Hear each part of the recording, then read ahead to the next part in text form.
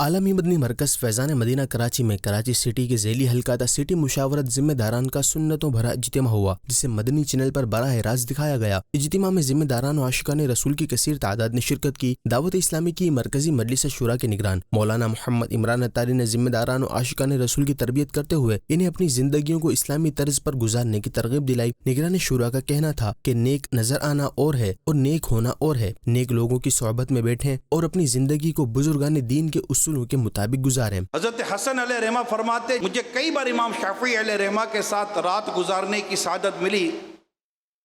آپ ایک تہائی رات نماز پڑھتے، معمول مبارک یہ تھا کہ کبھی نماز میں 50 آیات کی تلاوت کیا کرتے اور کبھی 100 آیات تلاوت کرتے۔ تلاوت کا انداز یہ ہوتا کہ جب رحمت والی آیت پر پہنچتے تو اللہ پاک کی بارگاہ میں اپنے لیے اور تمام مسلمانوں کے لیے رحمت کی دعا کیا کرتے تھے، اور جب عذاب والی آیت پڑھتے تو اس سے پناہ مانگتے اور اپنے لیے اور تمام مسلمانوں کے لیے نجات کی دعا کیا کرتے تھے۔